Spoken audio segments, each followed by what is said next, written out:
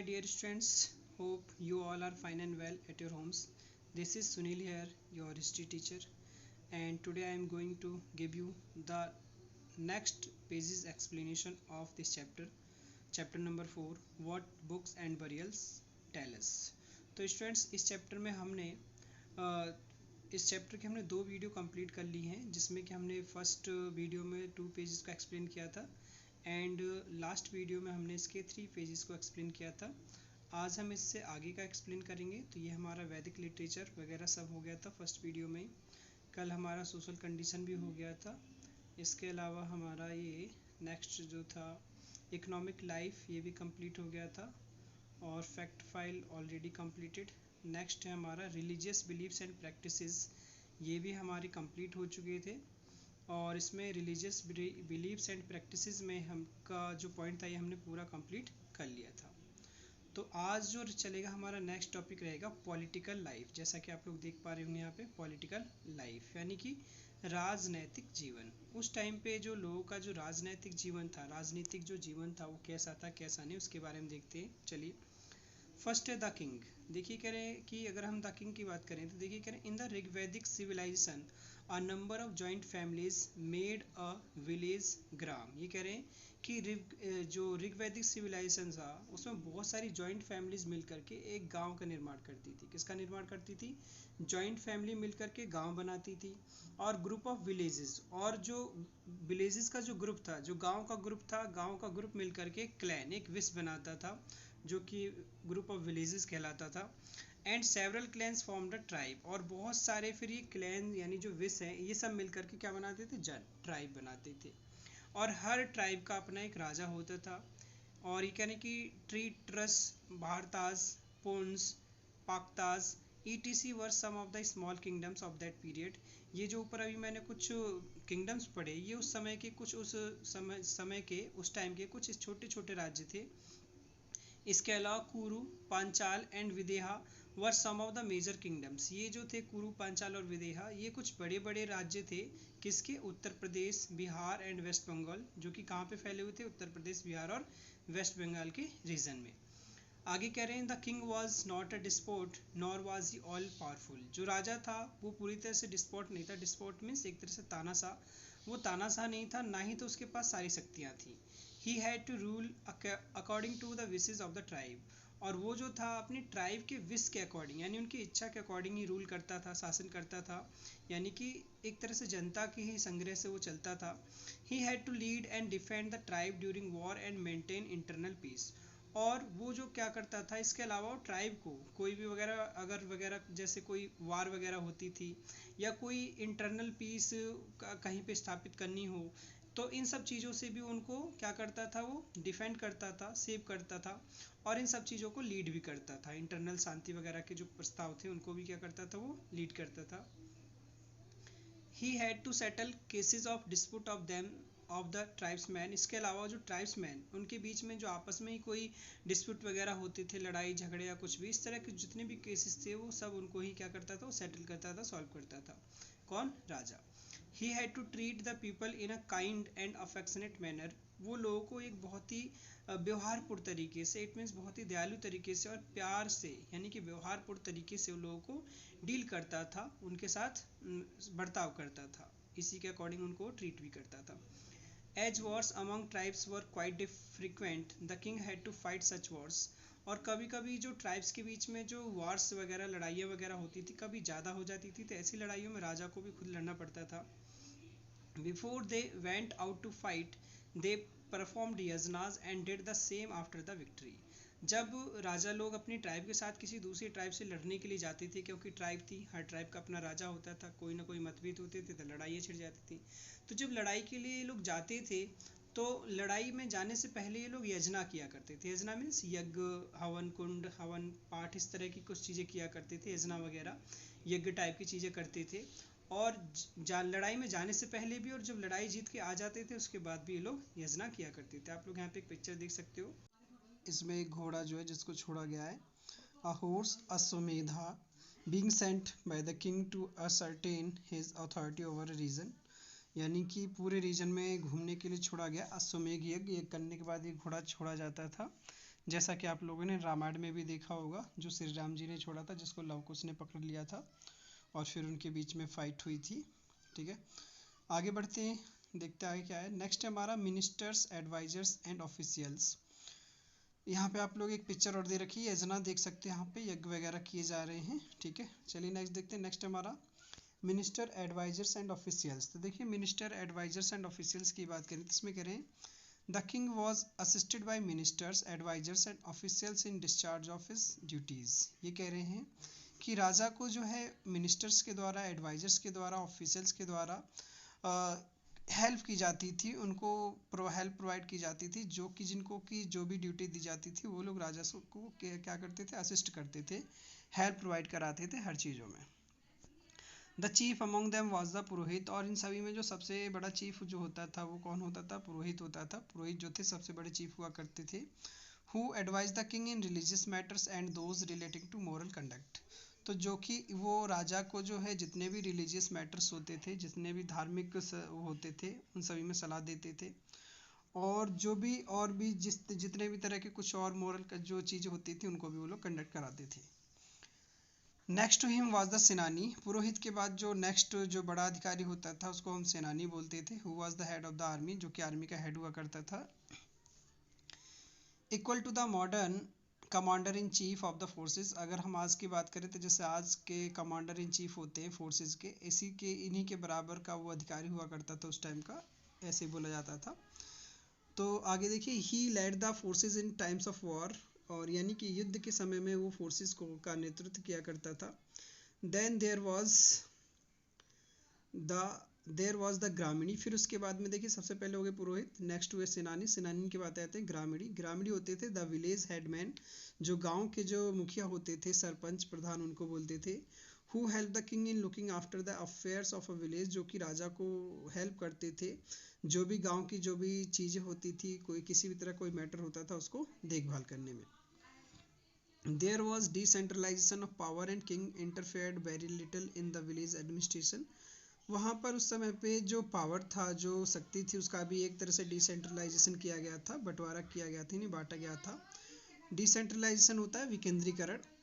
और जो राजा लोग थे उस टाइम पे गांव के जितने भी जो विलेज एडमिनिस्ट्रेशन में, वो लोग बहुत ही कम दखल अंदाजी किया करते थे। तो देखिए यहाँ पे एक दिया हुआ पॉलिटिकल स्ट्रक्चर दे रखा है वैदिक पीरियड का, देख सकते हो। सबसे पहले सबसे बड़ा जो होता था राजा होता था, किंग है, और उसके बाद में फिर पुरोहित, ठीक है, और पुरोहित के बाद में वो आपका सेनानी, और सेनानी के बाद में ग्रामीणी। पुरोहित जो है मेन एडवाइज़र है। सेनानी की बात करें तो हेड ऑफ द आर्मी होता था। ग्रामीणी विलेज हेडमैन। इसको आज के उससे मैच करके यहाँ पे नीचे दिखाया गया है। देखिए raja is equal to prime minister. राजा को हम प्राइम मिनिस्टर बोल सकते हैं, जैसे हमारे नरेंद्र मोदी जी हैं। और पुरोहित जो है उनकी सारी कैबिनेट मिनिस्टर जो है वो पुरोहित का काम करती है। सेनानी की बात करें तो द प्रेसिडेंट, तीनों जो आर्मी है हमारी, उसके जो हेड होते हैं उनको वो प्रेसिडेंट होते हैं उनके हेड। तो इसी तरह से सेनानी द प्रेसिडेंट बोल सकते हैं, ग्रामीणी द सरपंच, ठीक है ना, यानी हेडमैन जो होता है, विलेज हेडमैन। देखिए आगे नेक्स्ट है हमारा थर्ड, द सभा एंड द समिति। देखिए सभा एंड समिति देख लेते हैं। कह रहे हैं देयर वर टू असेंबली, दो असेंबली होती थी जिसका नाम कॉल्ड द सभा एंड समिति, जिसको हम सभा और समिति बोलते हैं। द सभा was a small selected group of elders of the families. अगर सभा की बात करें तो जो फैमिली के जो बड़े लोग होते थे, जो फैमिली के बड़े लोग थे, बड़े लोगों का जो ग्रुप हुआ करता था उसको हम सभा बोलते थे। उनकी जो मीटिंग होती थी वो सभा बोली जाती थी। This could be called the council of the elders of the village. इसको हम विलेज का काउंसिल ऑफ द एल्डर्स भी बोल सकते हैं, बड़े लोगों की सभा। द सभा was in direct and close contact with the king. सभा की बात करें तो इसका डायरेक्टली राजा से सीधा कॉन्टैक्ट होता था, संबंध होता था, और राजा को अपनी सारी बातें वो लोग बताते थे। समिति की बात करें तो द समिति on the other hand consisted of all people of the tribe. वहीं समिति की अगर हम दूसरी तरफ समिति की बात करें तो इसमें जो है ट्राइब के सभी लोग आ जाते, चाहे वो बड़े हो चाहे छोटे हो। यहाँ पे एल्डर से कोई मतलब नहीं है, यंगर और एल्डर सभी लोग आ जाते इसमें। और आगे देखिए कह रहे हैं where anybody could go and put forward his views और गिव हिज सजेशन। और यहाँ पे कोई भी व्यक्ति जो है आकर के अपनी बात को रख सकता है और अपनी राय और अपने व्यूज़ किसी भी चीज़ पे वो दे सकता है, अपने सुझाव और राय। The Samiti was thus the General Assembly. Both Sabha and Samiti took up all the important matters relating to the Jana and helped the king in the affairs of the tribe. तो देखिए कह रहे हैं एक तरह से समिति जो थी उस टाइम पे उसको हम जनरल असेंबली बोला करते थे, यानी कि जनरल असेंबली बोल सकते हैं।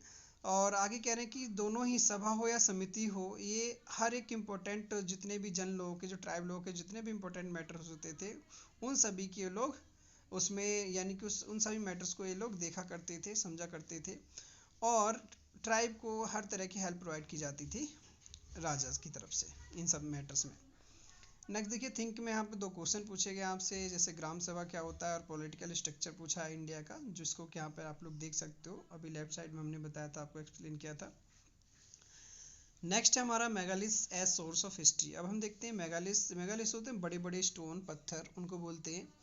तो वो किस तरह से हिस्ट्री में हमारे सोर्स के तौर पे माने जाते हैं, यानी कि किस तरह से सोर्स माने जाते हैं। तो देखिए कह रहे हैं do you think only books can help you to reconstruct the past. ये कह रहे हैं कि आपको क्या लगता है कि खाली बुक्स ही आपको हेल्प कर सकती हैं पास्ट को रिकंस्ट्रक्ट करने में। No, they are other sources also like the megaliths. ये कह रहे हैं नहीं, मेगालिस के और भी बहुत सारी सोर्सेज है, जैसे कि आपका मेगालिस हो गया, यानी कि मेगालिस से भी हमारे हिस्ट्री के बहुत सारे सोर्सेज मिलते हैं। मेगालिस बड़े बड़े पत्थर यहाँ पे देख सकते हो, साउथ इंडिया का एक मेगालिथ पत्थर के एक यहाँ पे पिक्चर दी हुई है जो कि हमारे साउथ इंडिया में है। ठीक है, आगे बढ़ते हैं। नेक्स्ट देखिए यहाँ पे एक मैप भी दिया हुआ है जिसमें जगह अलग अलग जगह दिखाई गई जहाँ पे मेगालिस पाए गए हैं, अलग अलग जगह पे। इनाम गांव है, भीमटिका है। ठीक है, नेक्स्ट आगे बढ़ते हैं हम लोग। नेक्स्ट है आगे ये कह रहे A megalith is a large stone that has been used to construct a structure or monument either alone or together with other stones। ये कह रहे हैं मेगालिथ जो एक बहुत बड़ा पत्थर होता है जिसका इस्तेमाल हम लोग मॉन्यूमेंट्स वगैरह को कंस्ट्रक्ट करने में, बनाने में करते हैं, या तो इससे अकेले से भी खाली आप मेगालिथ का यूज़ करके बना सकते हो या फिर कुछ अदर स्टोन्स को मिला के भी बना सकते हो। आगे कह रहे हैं sometimes the stones look like a stone fort and other times they are just rocks that have been stood on end. कह रहे हैं कि कभी कभी ये जो स्टोन्स हैं एक स्टोन फोर्ट के तौर पे भी देखने को मिलते हैं और देखने में लगते हैं, और कभी कभी ये जो है दूसरी तरफ एक चट्टान के जैसे भी लगते हैं। दूसरी तरफ अगर हम बात करें तो एक चट्टान की तरह भी देखने में लगते हैं। अगर हम बात करें दूसरे other megaliths look like big mounds of rocks. अगर हम दूसरे मेगालिस की बात करें तो एक तरह से रॉक्स के बहुत बड़े बड़े माउंट्स, यानी कि टीले टाइप के भी है। But those mounds have secret chambers inside them. लेकिन उन माउंट्स के अंदर भी काफ़ी अंदर जो है उसमें बहुत सारे सीक्रेट चैम्बर्स भी हैं, यानी कि देखने के लिए बहुत सारी अंदर जब आप उसमें जाएंगे तो बहुत सारी सीक्रेट चीज़ें हैं उसमें, गुफाएं वगैरह भी आपको चट्टानों में, रॉक्स में देखने को मिलती हैं, बहुत बड़ी सीक्रेट होती हैं जो कि बहुत सारी नोन भी हैं, बहुत सी अननोन भी है। नेक्स्ट देखिए आगे। नेक्स्ट कह रहे हैं the practice of setting up of megaliths began about 3000 years ago and was prevalent through the Deccan, South India, in the North East and Kashmir. ये कहने जो प्रैक्टिस थी ये मेगालिस की करीब स्टार्ट कर दी थी, सेटिंग अप कब से ढूंढनी हो गई थी स्टार्ट, करीब आज से 3000 साल पहले स्टार्ट हो गया था। और ये हमारे भारत के बात करें तो डेक्कन प्लेटू इलाके में, साउथ इंडिया में, दक्षिणी भारत में और नॉर्थ ईस्ट कश्मीर वाले इलाके में देखने को मिलते हैं और पाए जाते हैं।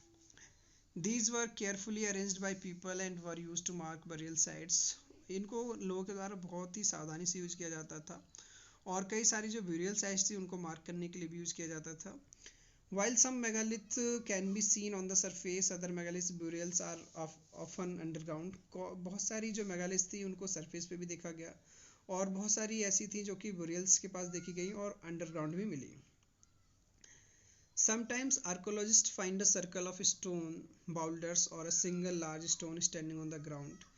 और ये कह रहे हैं कि कभी कभी जो आर्कोलॉजिस्ट लोग थे वो उन्होंने फाइंड किया कि प्राप्त किया कि जो स्टोन थे उनके स्टोन बाउल्डर्स पे उनको देखने को मिले, सर्कल ऑफ स्टोन बाउल्डर्स, यानी ये जो स्टोन थे मेगालिस बड़े बड़े सर्कल की फॉर्म में भी मिले और सिंगल लार्ज स्टोन भी मिले जो कि इस ग्राउंड पे सीधे खड़े थे।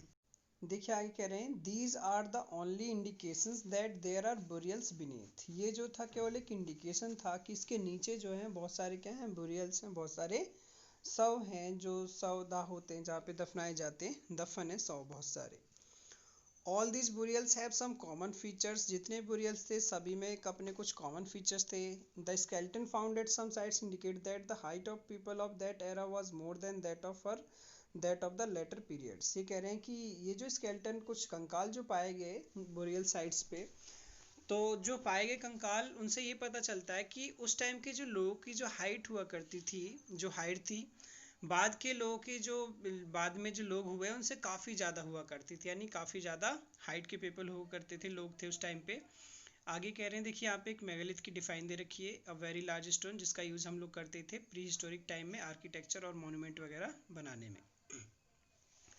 देखिए आगे कह रहे हैं, generally these burials are found with some pictures, baskets, utensils, ornaments of stone and gold, tools and weapons of iron and stones and sometimes skeleton of horses, goats etc. कह रहे हैं कि जनरली ये जो बुरियल्स थे, जो शव थे, वो उनके साथ क्या क्या चीज़ें पाई जाती थी, पिक्चर्स पाए जाते थे, घड़े वगैरह पाए जाते थे, उनके पास घड़ा रखा हुआ मिलता था, बास्केट भी इवन मिलती थी, यूटेंसिल्स बर्तन भी मिलते थे, ऑर्नामेंट्स कुछ ज्वेलरी वगैरह जैसे स्टोन के चाहे गोल्ड के मिलते थे, उनके पास में मिले. टूल्स भी मिलते थे, औजार भी, वेपन्स भी, आयरन और स्टोन की चीज़ें भी मिलती थी उनके आसपास. और कभी कभी तो ऐसे बहुत सारे कंकाल मिले जिनके पास हॉर्सेस के कंकाल मिले, गोट्स के कंकाल मिले.